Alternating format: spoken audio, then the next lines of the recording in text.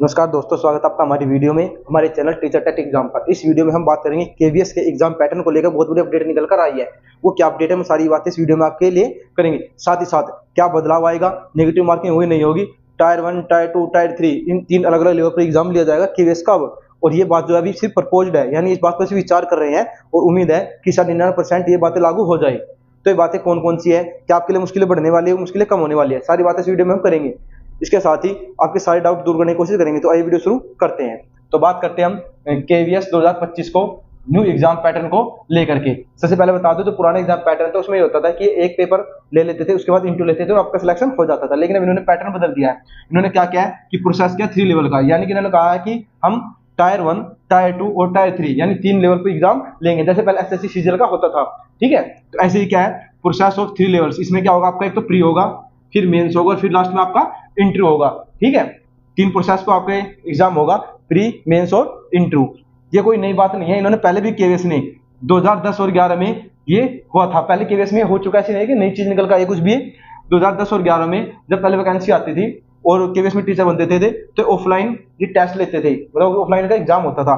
तो सेम वो एक नई चीज है, कुछ नहीं है, पुरानी चीज को ये नई तरीके से लेकर आए हैं इस बार ही। तो हम तीनों प्रोसेस आपको बताएंगे है क्या, टायर 1, टायर 2, टायर 3 क्या है। तो बात करते हैं हम टायर 1 की। वीडियो को ध्यान से देखिएगा, सारे डाउट दूर हो जाएंगे। तो पहले बात करते हैं टायर 1 की। टायर 1 में हम बात करें तो उसको हम प्री बोलते हैं। जैसे एसएससी के अंदर होता है ना, प्री पेपर होता था, ऐसे यूपी पुलिस में भी क्या होता था, पहले एक प्री पेपर लेते थे, उसके बाद मेंस पेपर लेते थे। तो एक पुराना पैटर्न, कोई नई चीज नहीं है। ठीक है, जैसे सीटेट का एग्जाम होता है, फिर आप किसी एग्जाम में बैठ सकते हो, तो वही सेम चीजें यहाँ पर भाई। पहले आपका टायर 1 होगा, टायर 1 के अंदर क्या होता है, ये आपका जो ओनली क्वालिफाइंग नेचर का होगा, सिर्फ और सिर्फ क्वालिफाइंग होगा, इसके मार्क्स आपके फाइनल में नहीं जुड़ेंगे। ध्यान समझ में आना भाई, सिर्फ क्वालिफाइड नेचर का होगा। जैसे सीटेट सिर्फ क्वालिफाइड नेचर का, इससे आपको कोई जॉब नहीं मिलती है। ऐसे ही इसके मार्क्स आपके फाइनल मेरिट में नहीं जुड़ेंगे। सबसे बड़ी बात इंपॉर्टेंट क्या निकल के आई है कि इसकी निगेटिव मार्किंग होगी इस बार, निगेटिव मार्किंग होगी। और जो पेपर ऑनलाइन होते थे, इस बार पैटर्न चेंज हो जाएगा, वो आपको पेपर ऑफलाइन मिलेगा, साथ ही ओएमआर शीट पर होगा आपका पेपर।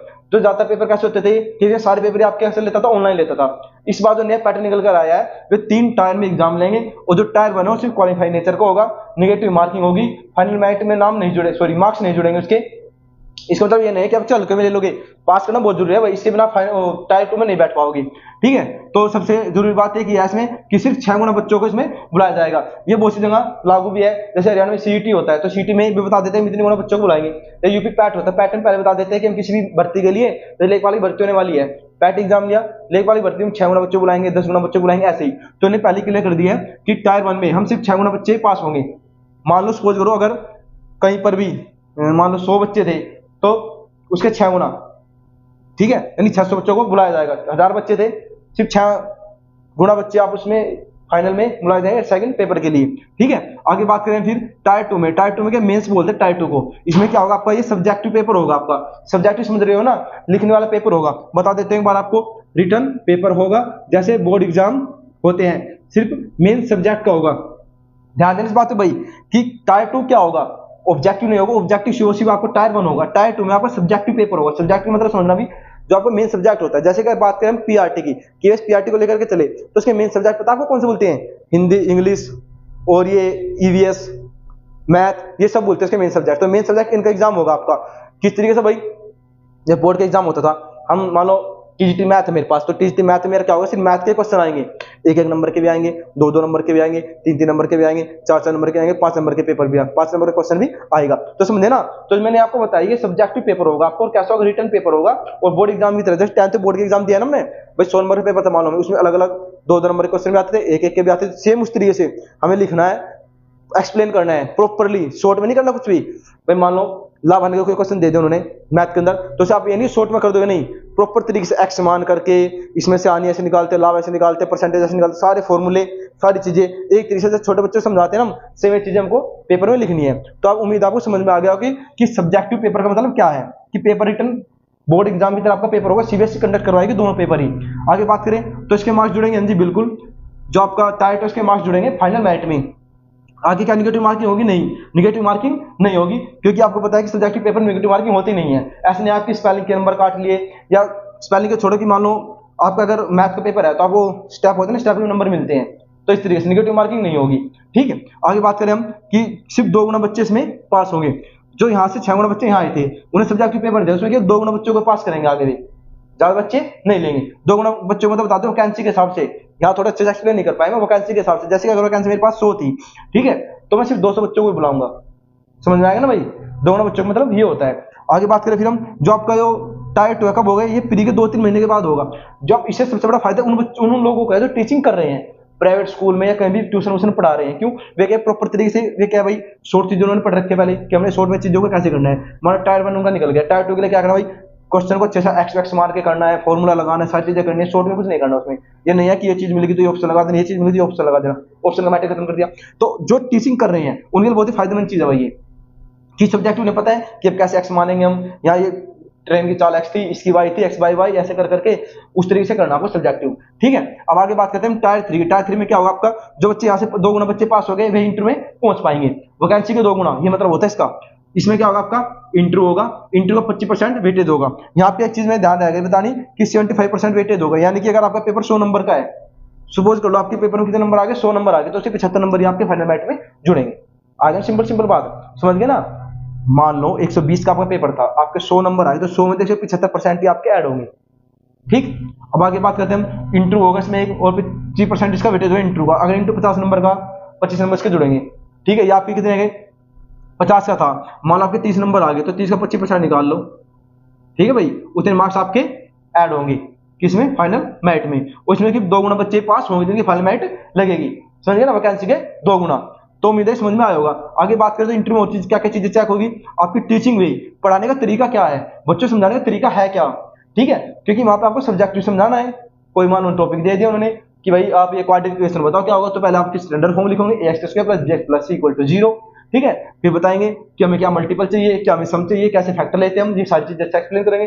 तो ये टीचिंग वे, टीचिंग स्टाइल क्या आपका स्पीकिंग क्या है, भाई वर्डों को अच्छे से बोल पा रहे नहीं बोल पा रहे हो, कहीं आपके आवाज आपस में ओवरलैप तो नहीं हो पा रही है। तीसरा क्या आपकी स्किल, टीचिंग स्किल क्या है, आपका पहनावा किस तरीके से है, बोलिंग स्पीकिंग कैसी है, आप बोर्ड पर रिप्रेजेंटेशन कैसे देते हो भाई, पहले डेट लिखेंगे, फिर लेक्चर नंबर लिखेंगे, फिर सब्जेक्ट लिखेंगे, फिर शुरू करेंगे धीरे धीरे ऐसे ऐसे लाइन करके, थोड़े छोटे से बोर्ड में सारी चीजें कैसे अरेंज कर पाते हो आप, ये सब चीजें आपकी देखी जाएगी।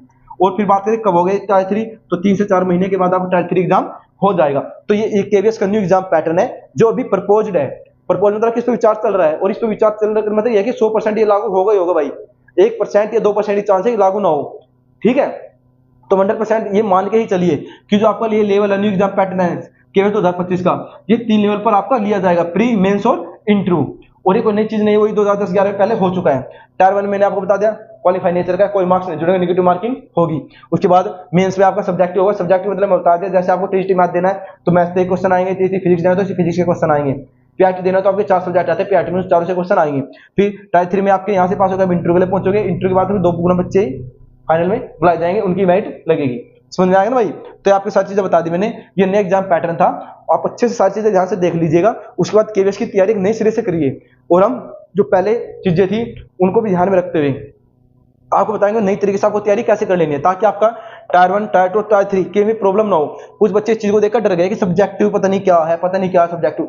अरे भाई आज तो हम सब्जेक्टिव पेपर ही तो देते आए हैं, ऑब्जेक्टिव तो मैंने भी देने शुरू किया है जब हम कंपटीशन की तैयारी करने लगे थे।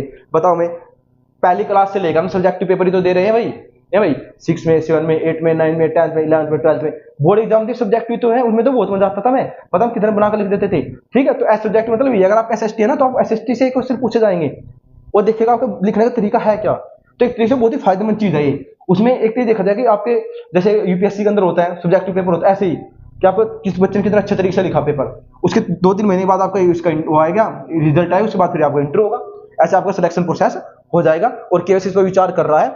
उम्मीद है कि अभी जैसे पिछले वीडियो में हमने बात की थी मार्च अप्रैल में वैकेंसी आ सकती है, तो वैकेंसी पोस्टपोन हो जाएगी। उम्मीद है कि शायद ये जुलाई तक, जून जुलाई अगस्त तक चल जाए वैकेंसी। इस बार वो एक पेपर आपको लास्ट में होगा भाई, साल के लास्ट में जाकर 2-3 महीने बाद।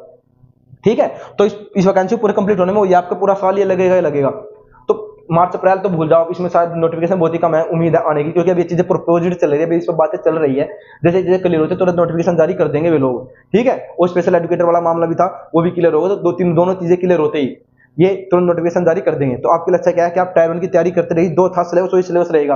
टायर 2 में कोई नई चीज नहीं ऐड हुई है, बस जो आप अगर आप टीचिंग नहीं कर रहे हो तो आप आसपास के बच्चों को ट्यूशन पढ़ाना शुरू कर दीजिए, वो आपको बहुत ही फायदेमंद साबित होगा यहाँ पे सब्जेक्टिव पेपर में। ठीक है, तो हमारी वीडियो अच्छी लगी हो, थोड़ी सी फायदेमंद हो, तो वीडियो को लाइक कर देना और चैनल को सब्सक्राइब कर देना। साथ ही साथ हमारी टीचिंग अपडेट पाने के लिए जो भी होती है किसी भी सरकारी नौकरी संबंधित, आप हमारे टेलीग्राम चैनल ज्वाइन कर लीजिए। वहीं पर हम ये सारे अपडेट देते रहते हैं, साथ ही साथ टायर 1, टायर 2, टायर 3 सारे नोट्स आपको प्रोवाइड करवाएंगे, इसमें साथ साथ आपको अपडेट देते रहेंगे। तो मिलते हैं नई वीडियो के साथ, बहुत ही जल्द। जय हिंद, जय भारत, जय श्री राम।